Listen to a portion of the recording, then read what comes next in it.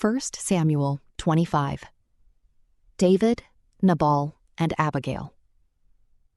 Now Samuel died, and all Israel assembled and mourned for him, and they buried him at his home in Ramah. Then David moved down into the desert of Paran. A certain man in Maon, who had property there at Carmel, was very wealthy. He had 1,000 goats and 3,000 sheep, which he was shearing in Carmel. His name was Nabal, and his wife's name was Abigail. She was an intelligent and beautiful woman, but her husband was surly and mean in his dealings. He was a Calebite. While David was in the wilderness, he heard that Nabal was shearing sheep. So he sent 10 young men and said to them, "Go up to Nabal at Carmel and greet him in my name.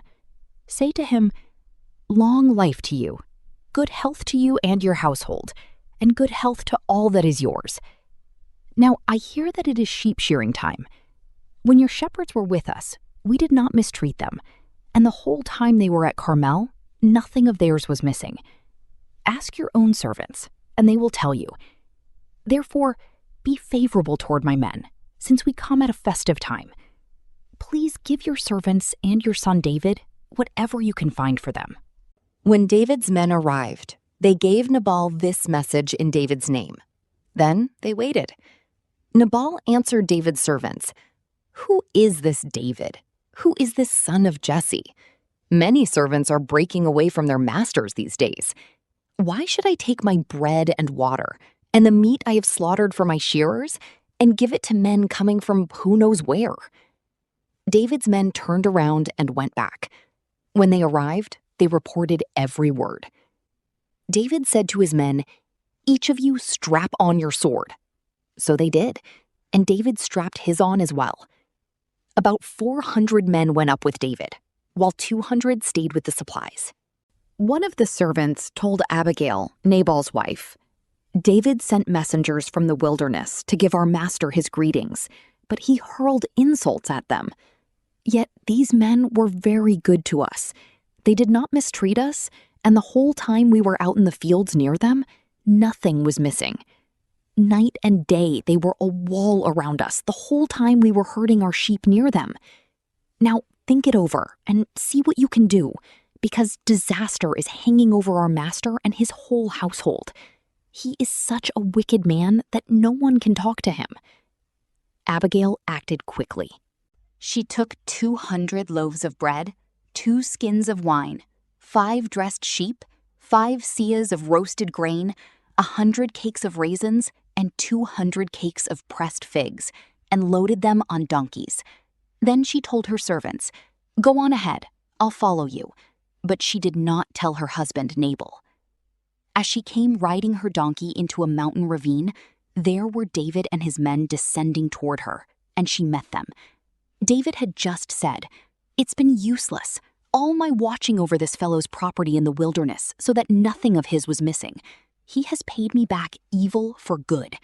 May God deal with David, be it ever so severely, if by morning I leave alive one male of all who belong to him." When Abigail saw David, she quickly got off her donkey and bowed down before David with her face to the ground. She fell at his feet and said, "Pardon your servant, my lord, and let me speak to you. Hear what your servant has to say. Please pay no attention, my lord, to that wicked man Nabal. He is just like his name. His name means fool, and folly goes with him. And as for me, your servant, I did not see the men my lord sent. And now, my lord, as surely as the Lord your God lives, and as you live, since the Lord has kept you from bloodshed and from avenging yourself with your own hands, may your enemies and all who are intent on harming my lord be like Nabal. And let this gift, which your servant has brought to my lord, be given to the men who follow you. Please forgive your servant's presumption. The Lord your God will certainly make a lasting dynasty for my lord, because you fight the Lord's battles, and no wrongdoing will be found in you as long as you live. Even though someone is pursuing you to take your life, the life of my Lord will be bound securely in the bundle of the living by the Lord your God. But the lives of your enemies he will hurl away as from the pocket of a sling.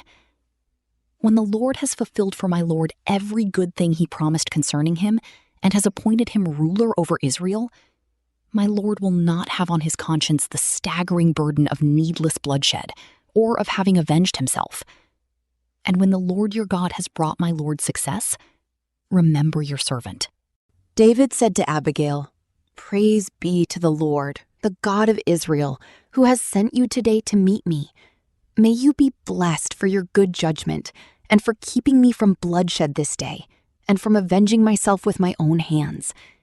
Otherwise, as surely as the Lord, the God of Israel lives, who has kept me from harming you, if you had not come quickly to meet me, not one male belonging to Nabal would have been left alive by daybreak." Then David accepted from her hand what she had brought him, and said, "Go home in peace. I have heard your words and granted your request."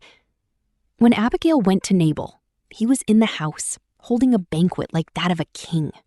He was in high spirits and very drunk, so she told him nothing at all until daybreak. Then, in the morning, when Nabal was sober, his wife told him all these things, and his heart failed him, and he became like a stone. About 10 days later, the Lord struck Nabal, and he died. When David heard that Nabal was dead, he said, "Praise be to the Lord, who has upheld my cause against Nabal for treating me with contempt. He has kept his servant from doing wrong, and has brought Nabal's wrongdoing down on his own head." Then David sent word to Abigail, asking her to become his wife.